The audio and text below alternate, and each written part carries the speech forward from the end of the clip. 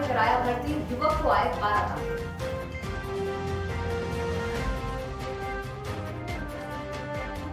मांगों को लेकर अनिश्चितकालीन हड़ताल, पंचायत सचिव और रोजगार सहायक पंचायत के कार्य को रहे विभाग।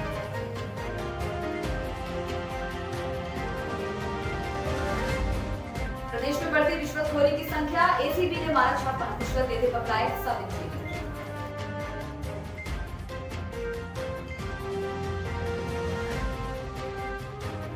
छत्तीसगढ़ में धान खरीदी पर संकट, सीएम बघेल ने फोन पर की पीएम से बात, कहा चावल जमा नहीं हुआ तो बर्बाद होगी धान।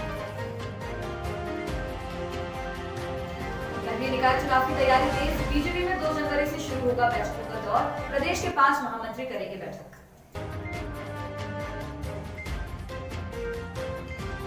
उज्जैन में हरी फाटक पुल से गुजरने के बाद बुधवार को एक युवक का गला चाइना डोर से बुरी तरह कट गया।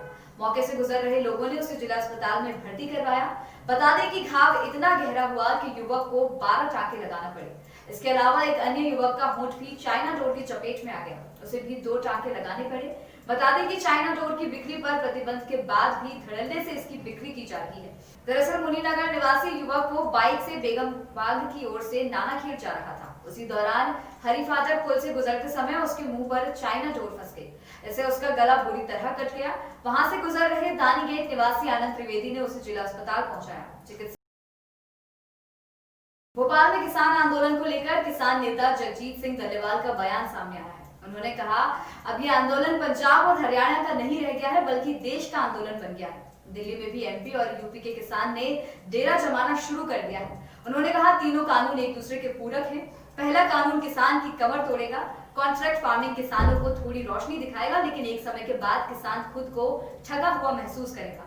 तीसरा कानून किसान और उपभोक्ता दोनों वर्गों के लिए हानिकारक होगा। किसानों के हाथ से जमीन निकलकर कॉर्पोरेट के हाथों में चली जाएगी। तीनों कानूनों को वापस करवाना ही हमारा लक्ष्य है। उधर शिव कुमार शर्मा ने इस मुद्दे पर कहा कि आज दिल्ली में आंदोलन करते हुए मुझे 35 दिन हो गए हैं। यह आंदोलन देश को नई दिशा दे रहा है। सरकार ने इस आंदोलन को बदनाम करने के लिए हर संभव कोशिश की है।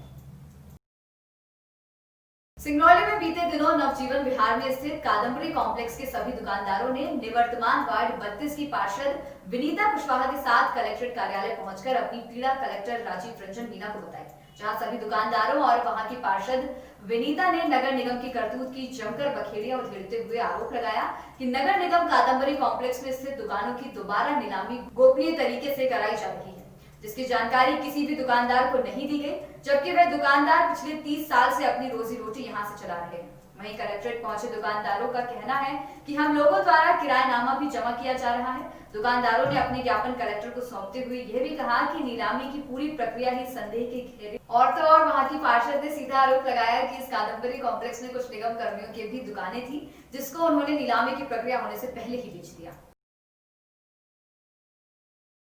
सर, हम 30 साल से रह रहे हैं और उसी दुकान से मेरे बाल बच्चों परिवार का गुजारा चल रहा है और हमारा शरीर स्वस्थ नहीं रहती, हम बीमारियों से ग्रसित हैं। अगर कुछ ऐसा होगा सर तो हम अपना जान दे देंगे सर। अगर हमें दुकान जो है हमें मिलना चाहिए। बताइए सर, उसमें जो हम उतने दिन से रहते हैं उसमें लगा दिए कि SC ST है वो है सर, कहाँ हम लोग जाएंगे? 30 वर्ष से हम लोग गुजारा कर रहे हैं उसमें और पूरा परिवार उसी से चल रहा हमारा। हम कहाँ जाएंगे सर बताइए?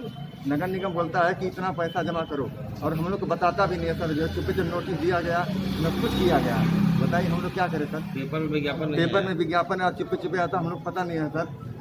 बताइए। मेरा नाम दिवाकर चौरसिया सर। दैनिक भास्कर पत्रिका में निकालते तो हमें सूचना मिलता।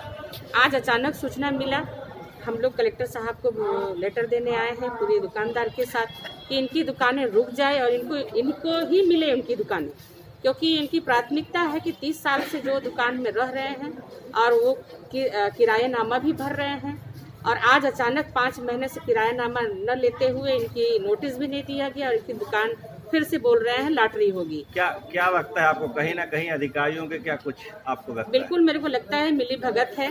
कुछ तो ऐसे भी सुनने आ रहा है कि कुछ अधिकारियों भी उस दुकान को लिए थे और जब जान गए कि रद्द होना था तो वो दुकान अपना बेच बाच के फिर अपना पैसा ले चुके हैं और उन्हीं के नाम से किराया अभी भी जा रहा था। लेकिन आज अगर मेरे वार्ड 32 की अगर जनता बेघर अगर बेदुकान हो जाएंगे तो इसके लिए बहुत जो करना पड़ेगा। मैं भोपाल में कलेक्टर अविनाश लवानिया ने जेपी अस्पताल में अधिकारियों से बैठक की। आपको बता दें कि कायाकल्प अभियान को लेकर अधिकारियों के साथ कलेक्टर बैठक कर रहे हैं। साथ ही व्यवस्थाओं को बढ़ाने के लिए अधिकारियों के साथ चर्चा की।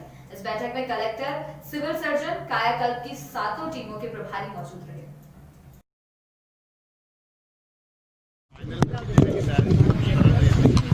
देखिए, विषय कायाकल्प अभियान का तो है ही, लेकिन उसके साथ ही साथ हॉस्पिटल में साफ सफाई के, सैनिटाइजेशन के और इन्फेक्शन प्रिवेंशन के सभी प्रोटोकॉल्स का पालन हो और ये पालन सभी डिपार्टमेंट्स करें, इस उद्देश्य के साथ आज की मीटिंग को ऑर्गेनाइज किया गया था। इसमें बहुत अच्छी बात ये है कि एक बड़ी थॉरो चेकलिस्ट सभी डिपार्टमेंट्स के लिए बना दी गई है, जिसमें उनके द्वारा क्या क्या एक्टिविटीज़ की जाना है, जिससे कि हॉस्पिटल का जो प्रबंधन है वो बहुत ही बेहतर तरीके से चल सके।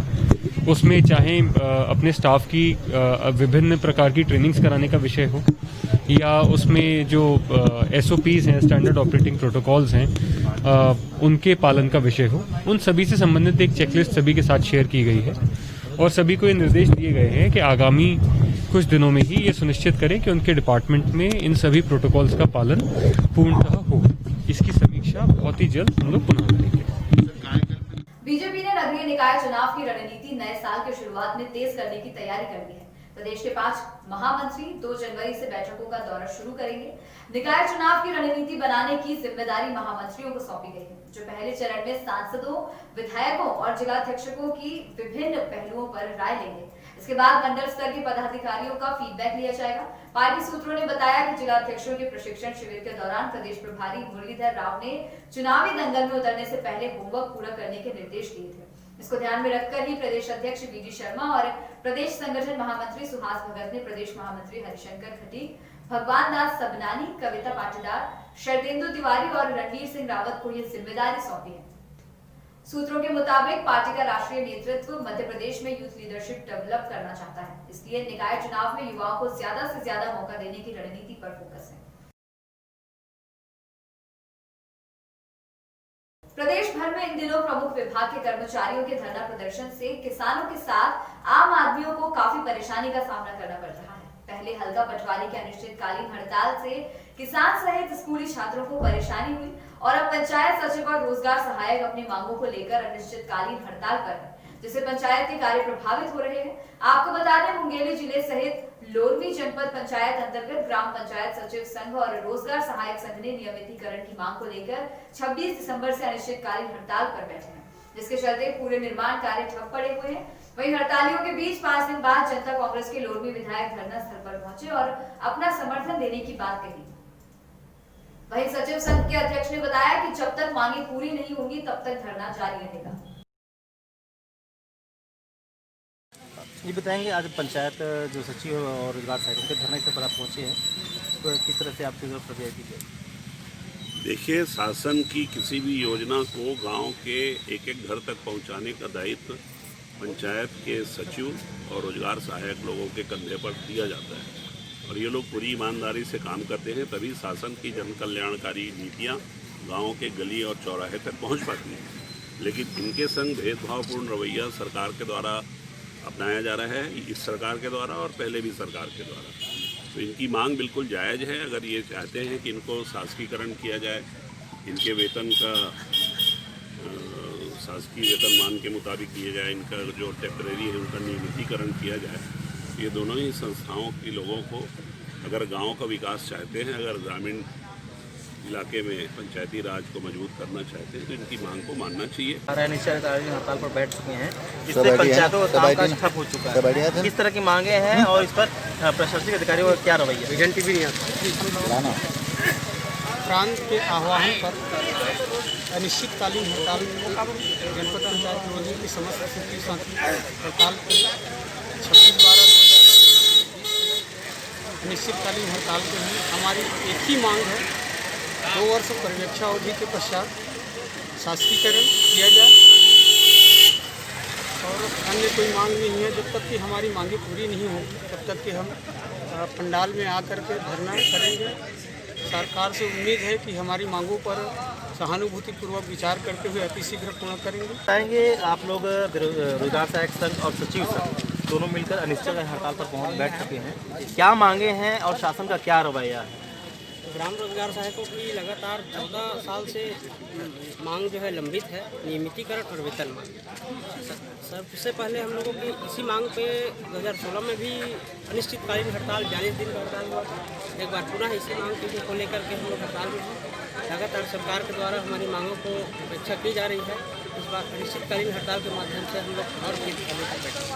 क्षेत्रीय विधायक के धरना स्थल पर पहुंचे थे, क्या आश्वासन मिला आपको?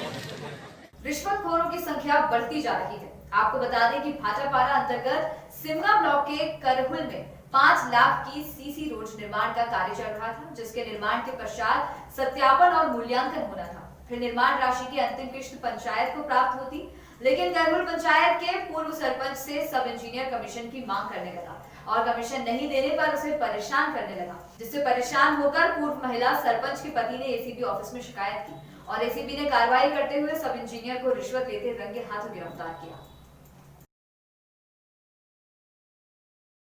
जो मेरे द्वारा sub engineer Sunil Kumar Agrawal CC road के सत्यापन और मूल्यांकन के लिए पैसे की मांग की थी, जो कि एक रिश्वत थी, और उसी के संदर्भ में एसीबी को मैंने शिकायत किया था, जिसका कार्यवाही आज दिनांक 30/12/2020 को चल रहे हैं।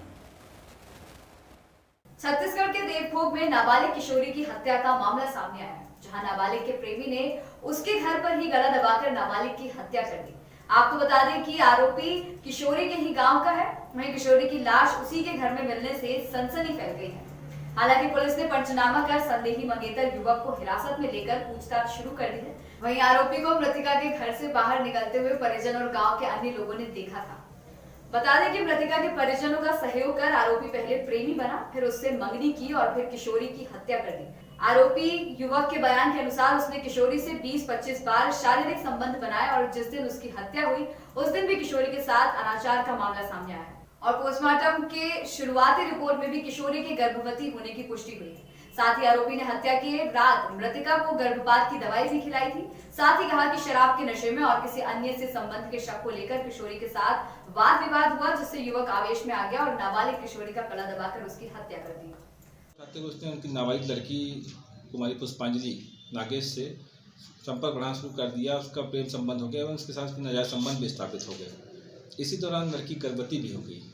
जब हमने लड़के को पकड़ा और उससे पूछताछ किया तो उसने मेमोरेंडम कथन में उसने बताया कि लड़की के साथ उसका कई बार वैसा संबंध बन चुका है, जिसके आधार के कारण लड़की गर्भवती भी हो गई थी नवंबर माह में, और गर्भ को गिराने के लिए उसने उसे अनवांटेड किट करके जो आती है गर्भपात कराने की दवाई, उसने उसको खिलाया था। उसका जो खाली रैपर है उसको उसने अपने खेत में फेंका था, जो कि मेमोरेंडम कथन में गवाहों साक्ष्यों के समक्ष जब्त हुआ है। आरोपी के खिलाफ पर्याप्त सबूत मिलने पर हमने फिर आज दिनांक 30/12 को उसको अरेस्ट किया है। अब हम जुडिशियल रिमांड पे ले रहे हैं। सर, ये इनका प्रेम प्रसंग कितने सालों से चलता आ रहा था? लड़का लड़की काफ़ी समय से जानते थे, पर लड़की का घर लड़के का आना पीछे 7-8 माह से बढ़ गया था, और 7-8 माह में के इनके संपर्क के दौरान ही लड़की के साथ उसने कम 20-25 बार उसने संभोग किया था।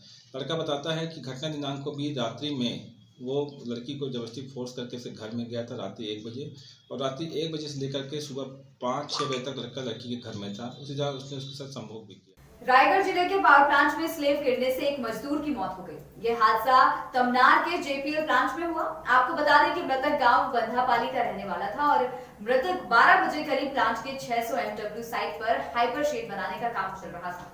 उसी दौरान अचानक ऊपर से स्लेब गिरा, जिसको देखकर काम कर रहे मजदूरों में भगदड़ मच गई। लेकिन एक मजदूर वहां पड़े लोहे के सामानों में उलझकर गिर पड़ा, जिससे स्लैब की चपेट में आ गया। उस स्लैब के मलबे से निकालकर घायल अवस्था में तत्काल एम्बुलेंस से जिंदल फोर्टिस अस्पताल लाया गया, जहां इलाज के दौरान उसकी मौत हो गई। इधर तमनार टीआई ने हादसे की पुष्टि करते हुए बताया कि पुलिस ने मामले में मर्ग कायम कर लिया। आगे जांच में जो भी तथ्य सामने आएंगे उसके मुताबिक कार्यवाही की जाएगी।